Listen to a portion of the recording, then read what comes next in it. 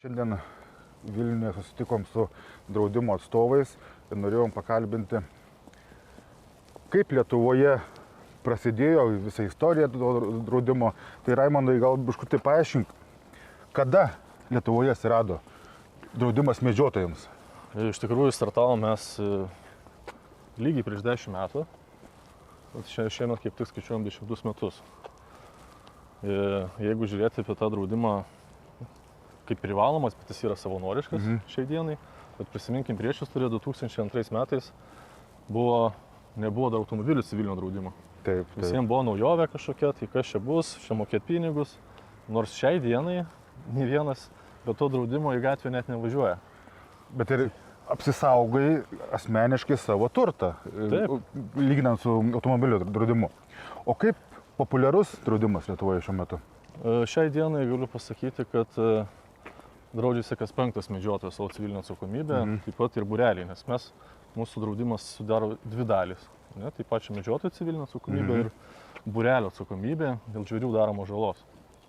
Tai jeigu kalbant apie medžiotojo civilinę atsakomybę, tai tu kaip medžiotojas, vykdydamas savo veiklą, noriu paminėti, kad veikla tai jau su ginklu tai yra priskiriama pavojingai veiklai. Taip.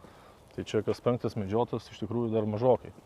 Reikėtų, grubiai 80% medžioja, rizikuoja, galima sakyti, savo turtu, savo šeimos turtu. Tas draudimas dengia realiai 3 dalykus. Tai turtinė žala, neturtinė ir aišku teisinės gynybos išlaidos. Tai jeigu pavyzdys būtų paprastas, medžioklės metu sužalojau kitą asmenį. Tai čia blogiausia atveju? Blogiausia atveju, nedaug dievė jisai tapo neįgalus. Skaičiuokim tada gydymo išlaidas, priežiūrą. Jeigu jisai buvo šeimos maitintojas, tada šeimos išlaikymas ir panašiai. Tai viską draudimas dengia. Taip. Kaip dėl ginklų? Pavyzdžiui, ar pats numečiau, ar sugadinau kažką, tai čia yra jau grinai mano asmeninė atsakomybė. Tas draudimas jau nebedengia. Ne. Šitas draudimas dengtų, jeigu jūs sulaužytumėt netyčia kito medžiotojo turtą. Ginklą ar automobilį, sugadintumėt ir košėtas. Tai čia būtų priskiriama prie turtinės žalos, prie turto, kito asmens turto. Taip pat ūkininko gyvulys, tai irgi turtas. Automobilis, kito rikošėtas ar dar kažkas, taip. Įvykis būna. Taip. Kita dalis yra būrelio atsakomybė. Tai čia šitą turbūt geriausiai, labiausiai žino medžiotojai. Kai žvėris nuniokoja pasėlį, ar mišką, ar technikos įrenginius, būrelis neša atsakomybę, privalo kompensuoti nuostolius. Tai mūsų draudimas tą dengia.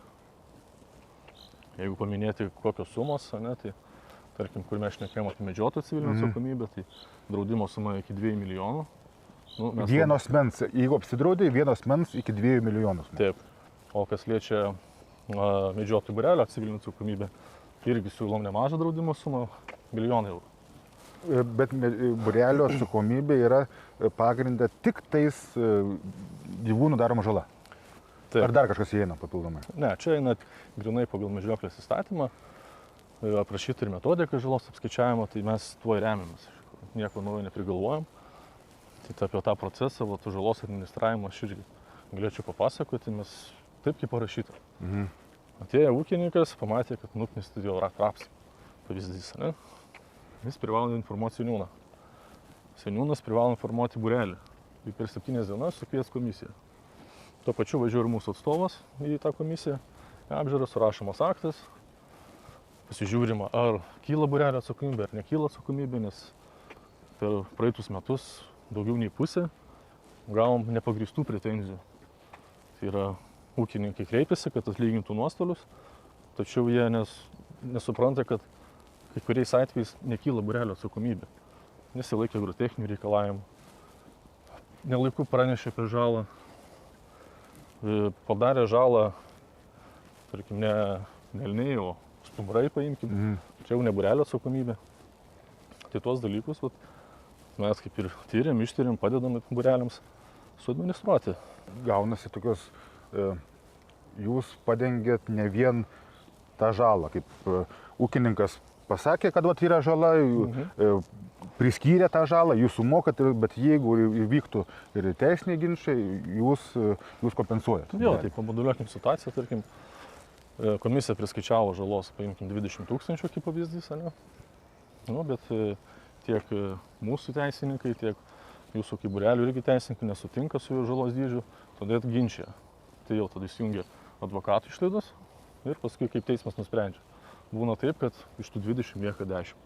Arba atvirkščiai iš 20-30. Tai kompensuojam advokatų išlaidas ir tą priteistą žalą. O šitą dabar žiūrėkit, apsidraudęs būrelis, imkim varominės medžioklės. Kiekvienos medžioklės metu būrelis įpareigoja medžioklės vadovą. Kaip su vadovu? Ar yra kokie draudimai, ar įeina į būrelio tą visą... Labai geras klausimas, iš tikrųjų. Tai čia grįžkim prie tos pirmos dalies. Civilinės. Civilinės, medžiotojų civilinės. Tai mes kaip vadinam medžiotojo per slešą medžioklės vadovo draudimas. Nes tas pats medžiotojas vieną kartą bus paprastas medžiotojas, kitą kartą bus vadovas. Taip. Kai jis jau patampa vadovu, atsiranda daugiau jam įsipareigojimų, pareigų, kurias draudimas irgi dengia. Pavyzdys, nepatikrino šernienos, apsinuodijo. Kaimynai arba taip patys medžiotojai. Mokėsiu, kad už gydymą mokėti.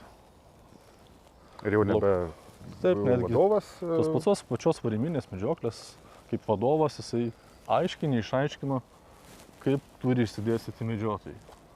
Ir atsitinka nelaimė. Čia gali būti tiek to pačio medžiotojų, kuris paleido šūvį, tiek pat ir medžioklės vadovo, kuris ne ten pastatė jį. Taip. O tai tą vat kompensuojam. Tai realiai yra 2 draudimai, bet apima 3 sritis. Būrelis, asmeninis ir vadovo. Galima sakyti taip. Taip.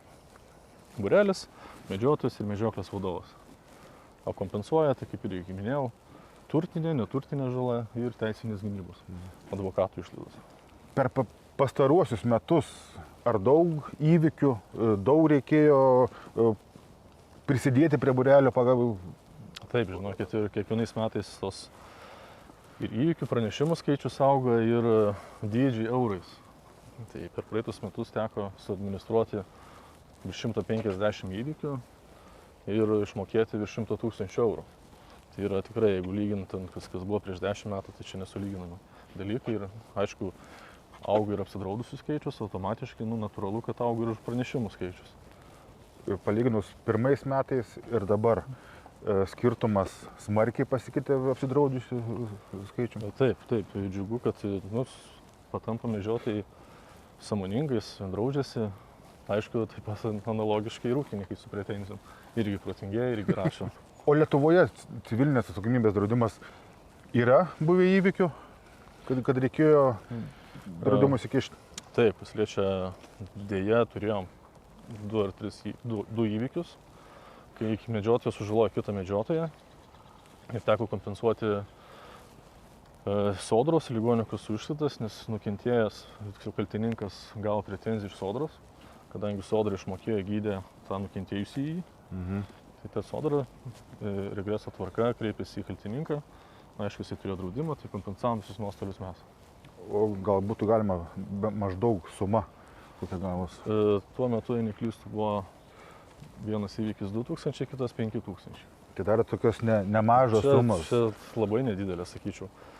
Nes čia tik tai, sakau, ligonių kasos ir sodra.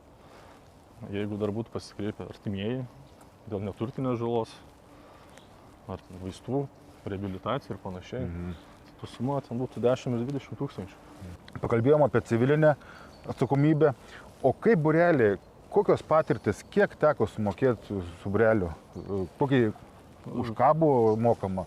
Tai pradėkime nuo to, kad pasėliai, miškas, pasėlių visokių yra, ir rapsai, ir kviečiai, ir kukurūzai.